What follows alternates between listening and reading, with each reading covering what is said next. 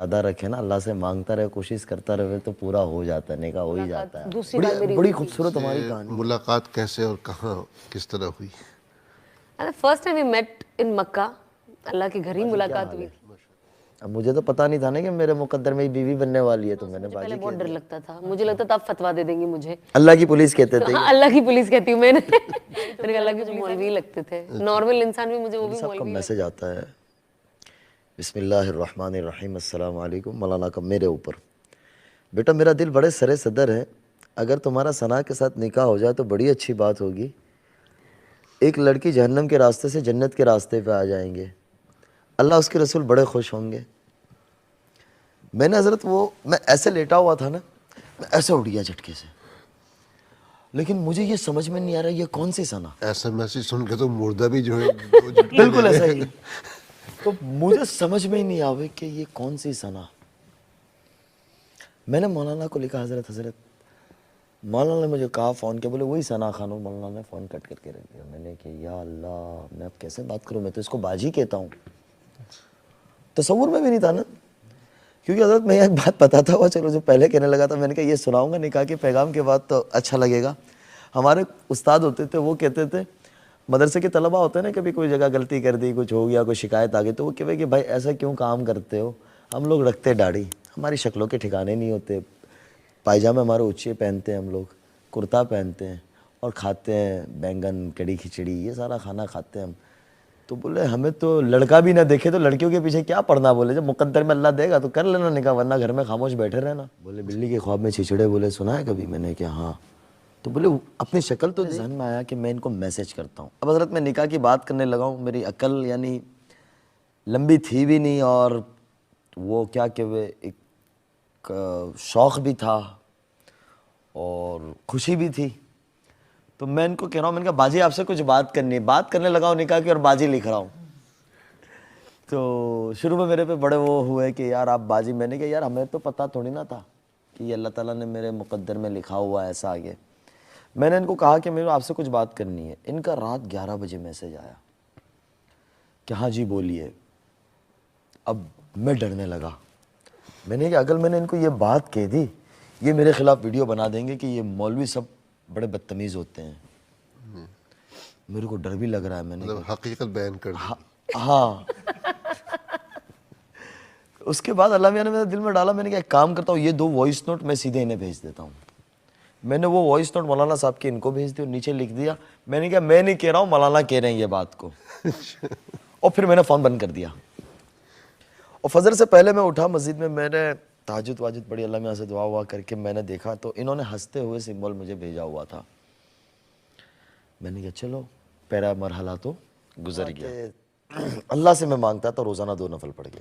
जिस दिन से ये बात आई उस दिन से लेके 2020 2 साल, लेकिन वो 2 सालों के अंदर वैसी नफलें कभी पहले नहीं पढ़ी। पहले कभी नहीं पढ़ी और उस दिल के साथ भी नहीं पढ़ी। अल्लाह माफ़ फरमाए।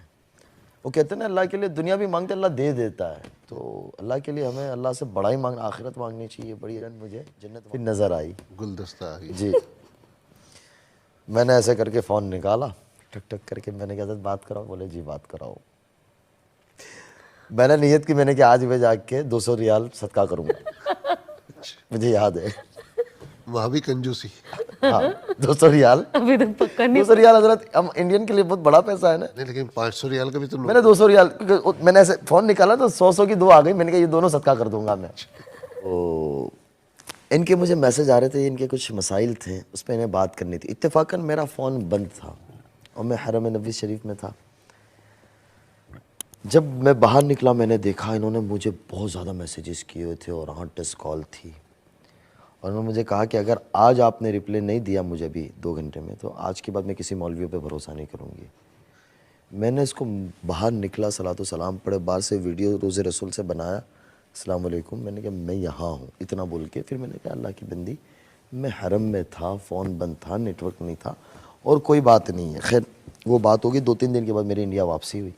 बम्बई में इन्हें एक जगह पे मुलाकात हुई मगरिब के बाद, 10 मिनट के लिए इनके कुछ मसाइल थे, उस पर बात की। मैं चला बुज़ुर्ग से ऐसे ही दुआ के लिए कह दिया। मैंने कहा दुआ करना, एक रिश्ते का ऐसा आया था 2 साल पहले लेकिन कोई बात चली नहीं, लेकिन अभी दोबारा वो बात ज़िंदा होने को लग रही है, तो आप दुआ फरमा दीजिएगा। हमारे बुजुर्ग बहुत भूले भाले बड़ी उम्र वाले, उनको फ़ोन का भी पता नहीं, फ़ोन भी नहीं उनके पास। बोले अल्लाह मदद करे आपकी, बस इतनी उन्होंने मुझे कहा। मैंने कहा दुआ करते रहिएगा। इत्तेफाकन हज़रत लॉकडाउन लग गया 2-3 दिन के बाद। तो मुझे कुछ मेरे दोस्त अहबाब जो हैं इंडस्ट्री से जुड़े, वो कहते हैं कि लॉकडाउन में 2 का ही फ़ायदा हुआ है। एक आपका फ़ायदा हुआ, एक हमारे अंबानी साहब एक बड़े बिजनेसमैन है, बोले उनका पोता पैदा हुआ तो जानशीन बना, उनका फ़ायदा हुआ है, बाकी सबका नुकसान हुआ है। तो लॉकडाउन अल्लाह ताला ने मेरे लिए नेमत बनाया। अब लॉकडाउन के अंदर ये मेरे से थोड़ी सी बातचीत ज़्यादा होने लगी। जैसे इन्होंने बताया कि रमज़ान होना शुरू हुआ तो मेरे दिल में यह आया कि 100 चूहे खा के बिल्ली हज को चली। पहले सोच थी जो हम पढ़ते हैं किताबों में कि हर आदमी के लिए हुस्न ज़न रखना चाहिए और हमारे गुमान को अच्छा रखना चाहिए। मैंने अल्लाह से बड़ी उसके बाद माफ़ी मांगी, तौबा की, इनसे भी माफ़ी मांगी कि हमें बदगुमानी बहुत बड़ा जुर्म है, बदगुमानी नहीं रखनी चाहिए। कब अल्लाह किसी से क्या काम ले ले हमें पता नहीं है। ये मुझे रमज़ान में कहे कि मुझे आपसे कुरान पढ़ना है, आप जब पढ़ते हैं। मैंने कहा ठीक है, फ़ोन चालू रख देना, हमारा क्या चला जाना है। तो ये पढ़े रात भर। और लॉकडाउन में ये था कि हम भी घर में। ये मुझे फ़जर के बाद के वाक़यात सुनाओ, क्या स्टोरी है रमज़ान की, क्या दास्तान है। अब मैं इन्हें सुनाऊँ 9 साढ़े 9 बजे तक, ये सो जावे 9 साढ़े 9 बजे। मेरे वालिद साहब का मैं एक बेटा, मेरी 3 बड़ी हमसीरा 3 बहनें, उनकी शादी हो गई। तो मेरे वालिद साहब तबलीगी आदमी, थोड़े से सख्त मिजाज के हैं। वो मेरा दरवाज़े पे 10 साढ़े 10 बजे आवे, बोले कम वक्त मुफ्ती हो के मौलवी हो के, बोले कुरान का महीना है, सोता रहता है, नाम का मौलवी। अब मैं कहाँ कहूँ कि अब्बा जी अभी सोया हूँ। अब घर में बताऊँ भी तो कैसे बताऊँ ये।